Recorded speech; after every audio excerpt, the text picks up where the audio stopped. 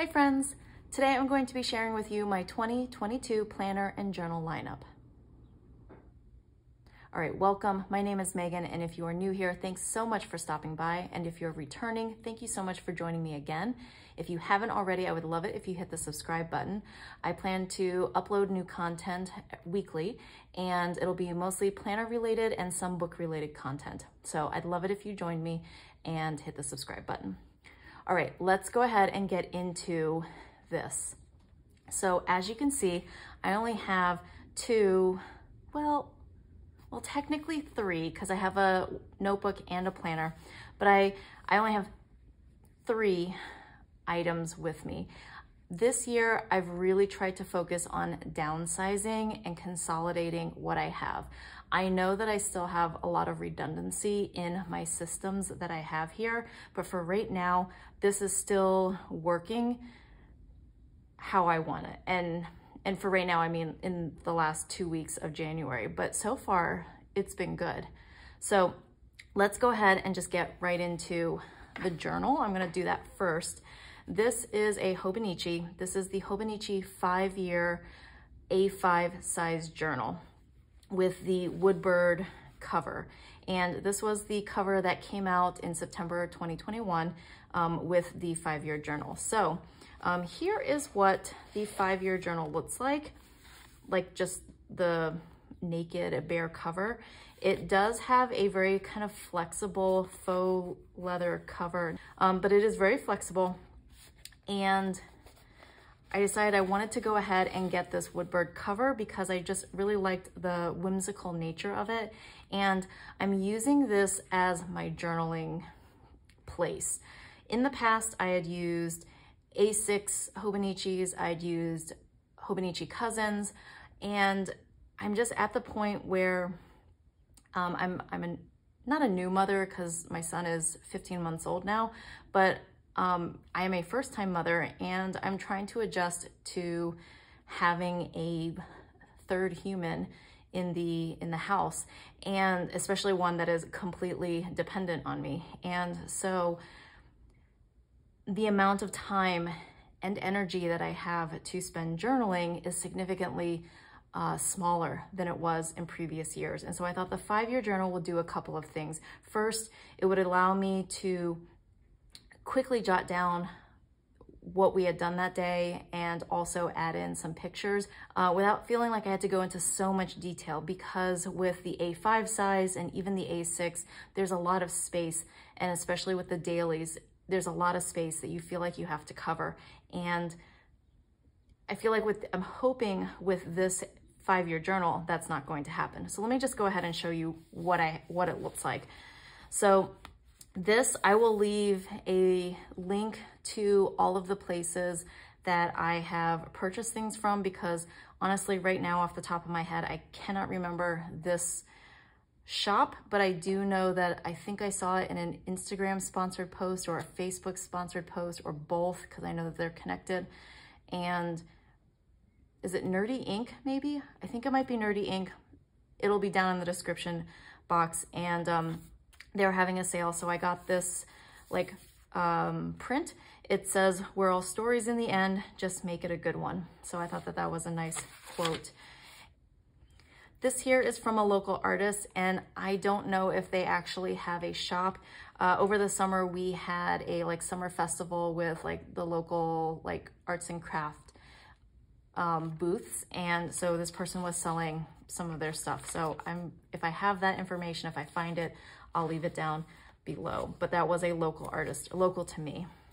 You do have the 5 years of the yearly calendars. I don't really use that so much. And then I've been writing daily. And this takes 5 minutes. The plan is, because it's still happening, I just haven't done it yet, is that I would write here, and if I needed to, I could go over onto the next page. But then on this page, I could also add pictures, especially if there were any special events or occasions, things that I wanted to really capture. And if there was any ephemera, I could also add that in on the right side of the page.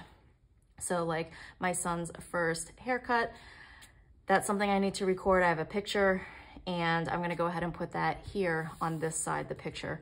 And I thought that this would be a really fun like collage that I could create over the course of the 5 years. Here's what the blank page, you know, the blank layout looks like. As you can see, it has the month and the day, and it also has the years split into its sections on the left side. And then on the right side, it's a completely blank or empty grid space with a quote in Japanese down at the bottom. It does also give you the day of the week for each of the years, which I think is kind of cool. And it just does that for all days or every day. Now you'll notice I do have a few dates kind of filled in here and there already, way further into the future. And that's just because I did have a non-Hobonichi 5-year daily, like 1 line a day journal that I had started back in 2018. And I had just used it here and there for a few months in 2018 and then never used it again. But I didn't want to lose those memories, so I decided to add them here on the right side on the corresponding days.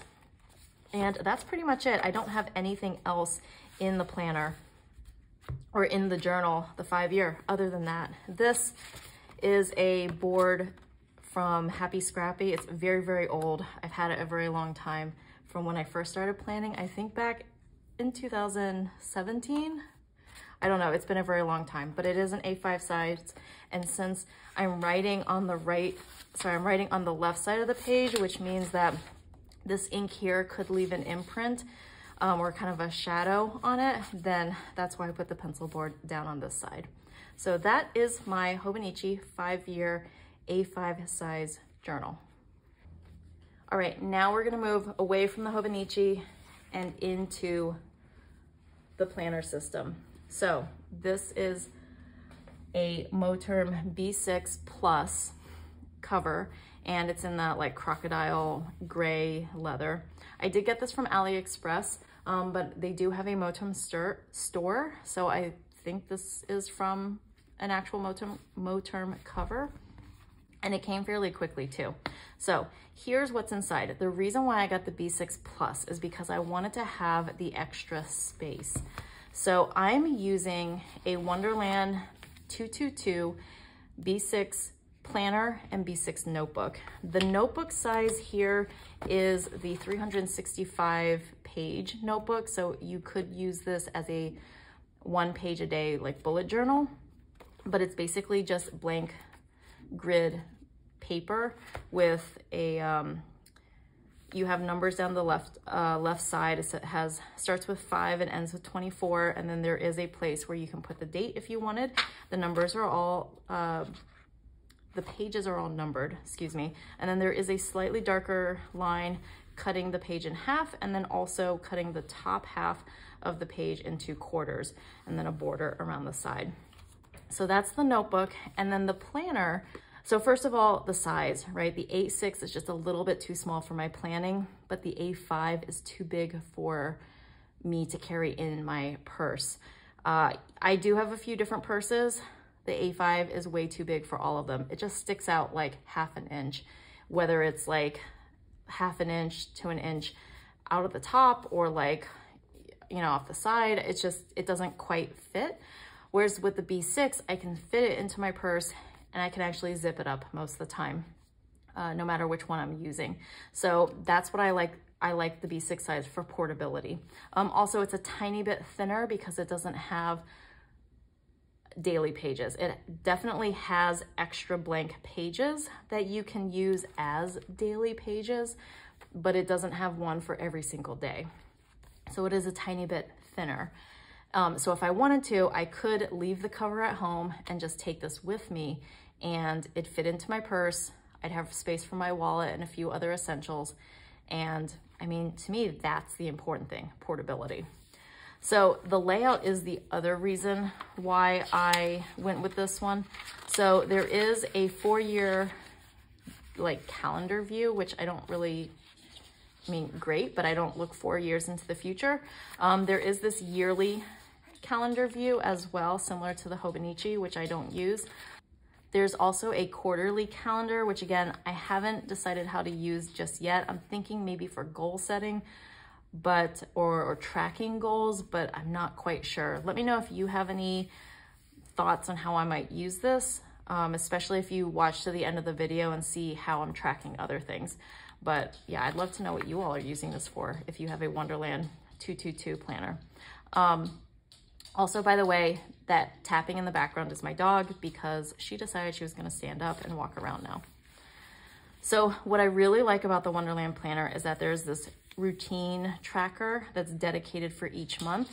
It would be great if it could be right next to the month, but it's fine. I like that the days of the week and the date are at the top here. And then there's space where I can write what I'm tracking, and then I can just fill it in. And then there's a little bit of extra space down here if I needed to do any other planning or writing or taking notes, you know, on how I've done throughout the month. So it has one for each month. And then the other thing that I like is that you have the monthly view. Editing Megan here. I just wanted to quickly jump in and explain why I start to compare this Wonderland 222 planner with a Hobonichi planner. And it's because when I see people asking for alternatives to Hobonichi, this planner gets recommended, or a version of this planner gets recommended. So I wanted to talk about some of the similarities and differences between the two. And it does start back in November, kind of like Hobonichi, but you have the monthly view, and then you have the weekly pages that immediately follow. And I know in Hobonichi, the monthly views are all together in one section. And then if you're using the cousin, then you have all the weeklies, and then you have all your daily pages. So I like that this has the monthly and the weeklies together. Now, Saturday and Sunday is split, so I know that some people don't really like that because they need the full days. But you could probably do Saturday here and then Sunday along the bottom or something like that. I also like how there is a November review and not a November review, but there is a monthly review and then a monthly overview or preview. So this section here, this page here, there's 4 different sections. And then there is this bigger section here that does have the darker line down the middle. If you wanted to separate it into 2 columns, you could. I just use this whole section to write how I did on my goals. So like here I have my December goals in the overview with what I'd like to read, watch, listen to, and then habits I'd like to focus on. And then at the end of December, I have my month in review. So how did I do? I kind of comment a little bit on each thing, what I read, what I watched, what I purchased, and also highlights. So that's what I'm using those sections for. And then I have, a weekly layout, which I'm still using stickers. This, for some reason, I'm having trouble getting away from, which is why I'm using this planner. I think eventually next year, I'd like to go on full bullet journal style, but for now, I'd like to have the weekly layouts still. So that's what I'm using. And I am still doing stickers. I'm trying to use up the stickers that I have and not purchase new stickers. So that's the situation here. So that is the planner. And like I said, I like the portability of this if I wanted to just throw it in my bag. And then in the notebook, here's where I'm tracking things, but it's tracking things and making lists of things because I like to make lists and track things, but not necessarily because I need to have them with me. Let's see, so that way you can understand. First of all, this is where I'm putting my, this is my book journal. And journaling is going to be in here along with a lot of other things. So I just have kind of like a bullet journal. I have a yearly quote, hello 2022, and then here's my book section. So I'm planning to create a list of all my physical books. I have different challenges where I've written down the prompts here or pasted in stickers of the different prompts. I plan to have new releases. As you can see, this is still a work in progress. I have a self-care, or basically a list of all of my self-care hygiene products. Like I have a lot of Bath and Body Works stuff, so I wanted to keep a list so I don't purchase more things than what I have. Also, I like to cross things off as I use them. So that's the idea behind these lists. And then I've seen a lot of these movies already, but I wanted to go through and watch them again because some of them, it's been a very long time, and some of them I haven't seen at all. So I have a list of Disney movies, Pixar movies, Star Wars and Marvel, TV shows on Disney Plus and Netflix and Hulu that I'd like to keep track of. So again, as you can see, these are trackers that I don't need to have in my planner because I'm not doing daily tracking. It's just checklists of things that I'd like to accomplish or see or watch sometime in the future, right? Preferably to 2022. I also have my word of the year with my goals. I put my goal planning here, and then health and fitness is a really big part of my journey this year. Here is where I have my like dailies, so to speak. So I do have a cover page for the month of January, so that way you know everything that comes after this I did in January. So there's some typical bullet journal-y type things like what I'm reading this month. I do have a quote. I have a grateful or thankful page, and then I do have dailies. The dailies, what's different from the weekly planner is that these are not in any particular order. This is my to-do list, basically. And then here is where I put everything into chronological order and also add in events and stuff. This is just literally a list. I'm also using this space to write down if I listen to a podcast and then maybe any thoughts or notes that I wanted to make on those podcasts. So this is kind of the catch-all section. I'm also just, as it's happening, as I finish a book, I'm putting in my book review, so to speak, of what I thought of the book here, just right on the next blank page. So like, for example, I finished Realm Breaker and I wrote down some of the stats and then did a little bit of a summary so I wouldn't forget what the book is about, and then my review on it. So, and then I went right back to dailies. So that's the plan. And then I have another space for dailies. And then I finished another book, so I'm gonna put that here. So that'll just continue. Once I'm done with the month of January, I will just start with February, just kind of like this, and just keep going. So that's my planner layout. I was gonna get into some of the specifics on some of the stickers and washi that I've used, but if you are not interested in that or don't have time to watch it, I totally understand. Thanks so much for watching, and I'll see you in the next video. But if you are interested in kind of seeing what stickers and stuff I've used, here we go. So on the side here, I do have some Sticky Club stickers. So Sticky Club is a monthly subscription where you get fun decorative stickers, and you get, I forgot how many stickers, but it's $10 a month, $1 shipping, no tracking, keep that in mind. It just comes in a regular envelope, but you get these really lovely, well-made stickers that have different artists featured each month. And there's 3 different themes that you can choose from. So I just discovered them back in November and I'm in love with them. So I have a few stickers here that I'm holding on to, and that's because I use those stickers to kind of mark each new day in my daily. So that's what I'm using those for.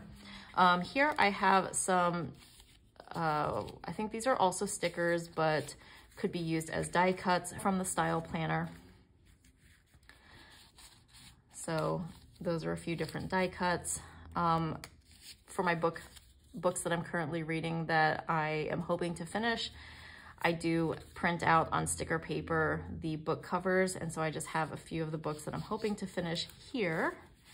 A few more stickers. This is for Creating & Co. I'm actually going to put that at the back of the book. I have this Miss Frizzle sticker that is from Birduin, I think is how you say the creator's name. They're on Patreon. I'll leave a link to them below, but they do a pin. They have a Patreon where you can do a monthly, they do a monthly pin set, and one month was, I think November was Miss Frizzle, and so I got the pin for her, and then it came with a vinyl sticker. So I'm holding on to that. And then these are the leftover monthly stickers from the Style Planner, which I'm just holding on to here. The monthly stickers look like this, or the monthly layout. So the Style Planner does do Wonderland B6 size monthly layouts, and I think weekly layouts as well, but definitely monthly. So I wanted to try it out. I don't know if I'm going to continue this every month because stickers are expensive, and I'm really trying to move away from excessive sticker purchases. But that's what I tried out for this month. This is from Zuma. This is just one of their like postcards or journaling cards. This is from a local artist that if I have the artist information, I will put it in the description box, but I don't know because I purchased these from a like arts and craft booth during the summer in my city. So like local to me. So I don't know where these come from. I have to see if I can find it. This is also from the Style Planner, and I just wrote my name in. This is from Rainbow Bunny Co., a very old journaling card that I wanted to hold on to. I'm trying to use up some Happy Planner things, so that's what those are from. This is old. This is Cocoa Daisy, and then this is Simply Gilded, along with a bunch of different stickers from like 1 Ton and a Million, Shine Sticker Co., Creating & Co., what is this? Ohana Story. So these little icons here, I believe these are from the Style Planner, the Coffee Monsters Co. So lots of just different stickers that I'm using and trying to use up. A lot of them I've had and been holding on to forever. And then in the back of the book, like I think I mentioned this before, but this is from Fox and Cactus, and then that's it. And then I do have pen tests, mild liners, Kelly Creates, basically inked, kind of ink swatches of, you know, dual brush pens, Crayola Super Tips. I have washi swatches, so this kind of helps you remember how much washi I have, and so I don't need to get any more washi, but also I have a good idea of how it looks on this type of paper. Also more watercolor swatches, Kuretake, Little Rainbow Moon, Jane Davenport, and so I just have that in the back of this book. And then in this book, these are from, I think, Nerdy Ink, similar to the Hobonichi 5-year, that quote print. These are from the same place. Some family photos, and then washi from Creating & Co., the Creating & Co. Challenge, Simply Gilded washi, no white space stickers. I can't remember where this is from because I got it as a sample from someone. Once More with Love, no white space stickers, the Coffee Monsters Co. This is Simply the small silver gray washi is from Fox and Cactus, and then Simply Gilded and one of their collabs.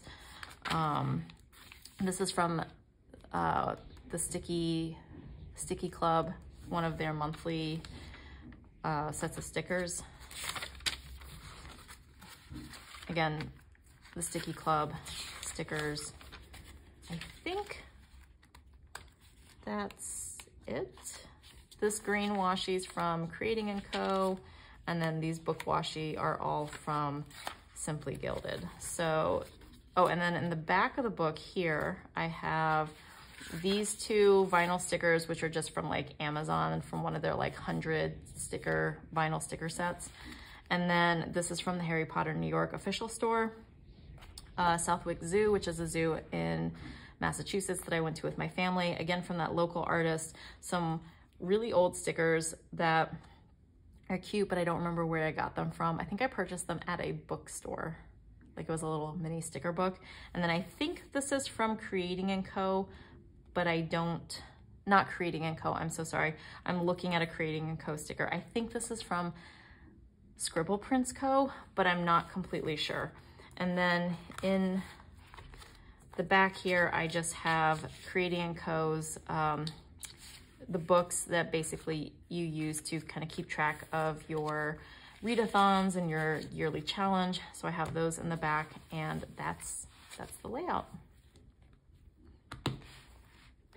All right, if you are still here at the end of this video, thank you so much.